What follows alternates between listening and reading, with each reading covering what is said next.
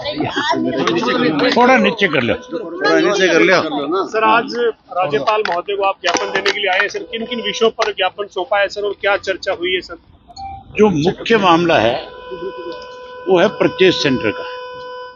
जो इन्होंने शर्तें लगाई है गेहूं की खरीद के ऊपर, जिस तरह से आपको ट्रैक्टर ट्राली का नंबर देना होगा, उसके बाद मंडी में जाकर के गेट पास लेना होगा, आपको बायोमेट्रिक जो है उसको लेकर के अंदर जाओगे, 3 लोग उसमें आपको नॉमिनी होंगे। हमने कहा भी ये सारी शर्तें जो है क्यों लगाई गई है? एक समय 6 से गेहूं की परचेज पे इस तरह की शर्तें कभी भी नहीं थी।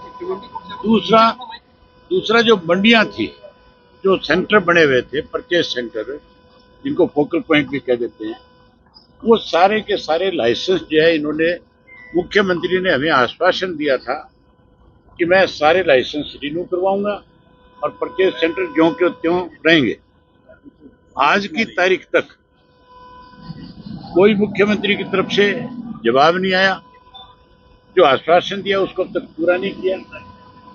इसलिए हमें आज महामहिम के पास आना पड़ा कि भी आप हमारे हेड हो, आपकी जिम्मेवारी बनती है। प्रदेश का बहुत बड़ा इश्यू है, इसमें आप सरकार को जो है हिदायत जारी करो अपनी तरफ से कि तुरंत यही कहा गवर्नर साहब ने कि भी मैं मुख्यमंत्री से बात करूंगा।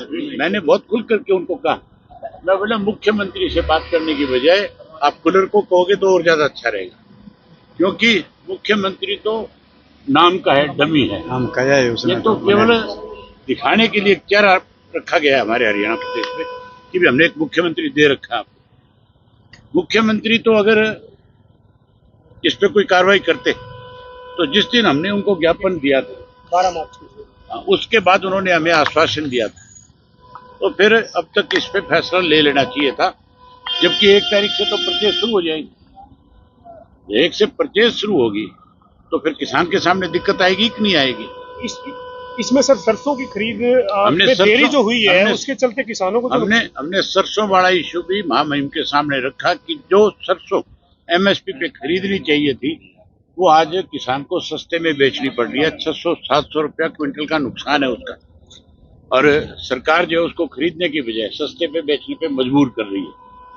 हमने इसीलिए उनसे कहा कि भी आप इसमें दखल दो और आप सरकार को कहो। एक गेट पास का टाइम, गेट पास का टाइम, हाँ, एक जो गेट पास का टाइम रखा था उन्होंने 6 से लेकर के 8 बजे तक का, हमने कहा कि वो 24 आवर होना चाहिए, क्योंकि आप ये मान के चलो गेहूं तो रात को कटती है, दिन में तो आग लगने का डर रहता है।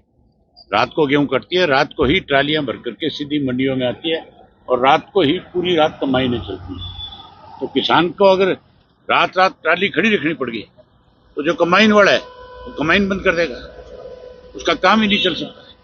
इस बीच आपने ये भी कहा था जोटा बोगी है, आपकी बैलगाड़ी है, ऊंट गाड़ी है, उस पे जो फसल लेकर के आएगा वो कैसे बेचेगा? उनको गेट पास कैसे मिलेगा? कौन देगा? कहाँ से आएगा? इस बीच सर आपने ये भी कहा था कि इंडियन नेशनल लोकदल मंडियों में अपना किसानों के लिए हमने तय कर लिया कि हम उसके लिए हमने उसके लिए हमने अपने साथियों की मीटिंग बुलाई है 30 तारीख को जिला प्रधानों को पानीपत में, और 30 तारीख को ही हम उनको सबको जिम्मेवारी लगाएंगे और हम अपने केंद्र बनाएंगे मंडियों के अंदर, ताकि किसान को किसी किस्म की समस्या आएगी तो आकर के हमारे से संपर्क करेगा और हम उसकी खुल करके मदद करेंगे। इस मामले में हम उनकी लड़ाई को लड़ेंगे।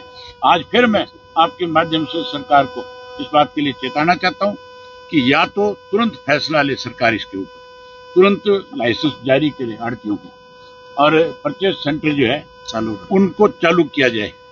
उन पर सारी सुविधा सरकार की तरफ से होनी चाहिए। किसान के लिए पानी की सुविधा हो, किसान के बैठने के लिए टेंट हो, उसमें उसको दिक्कत नहीं हो, बिजली की वहाँ पे बंदोबस्त किया जाए, जनरेटर लगाए जाए, बिजली नहीं हो तो जनरेटर की सुविधा हो। ये सारे काम सरकार तुरंत प्रभाव से आश्वस्त करे, लागू करे और मीडिया के माध्यम से प्रदेश की जनता को अवगत कराने का काम करे। सर एक सवाल, अदरवाइज हम किसान को लेकर के हमारी पार्टी की तरफ से बड़ा आंदोलन खड़ा कर देंगे और सरकार को इतना मजबूर कर देंगे जैसे पेंशन के लिए मजबूर किया था, उसी तरीके से मजबूर करेंगे और सरकार को घुटनों के बल ला करके खड़ा कर देंगे। सर आज मुख्यमंत्री ने प्रेस कॉन्फ्रेंस की है चंडीगढ़ में सुबह, वो कह रहे हैं कि ना गैस की कोई दिक्कत है, ना पेट्रोल डीजल की दिक्कत है। वो कह रहे हैं कि विपक्ष है वो भरम फैला रहे हैं, ये आरोप लगाए जा रहे हैं। मुख्यमंत्री के घर में तो नहीं है, मैं भी मानता हूँ। उसके घर में तो गैस भी होगी, उसके घर में तो पेट्रोल डीजल भी होगा, उसके घर में तो 4 आदमी रोटी बनाने वाले भी होंगे। लेकिन आम आदमी के लिए आप मेरे साथ अभी चलो, पंचकुला में चलते हैं। पंचकुला की गैस एजेंसी के ऊपर कितनी बड़ी लाइन होगी, आप अपनी आंख से देखना चाहते। बहुत बड़ी समस्या है, पेट्रोल और डीजल की भी समस्या है। पंप जो है ड्राई हो गए प्रदेश के अंदर। आज की तारीख में ना पेट्रोल है, ना डीजल है, ना गैस है।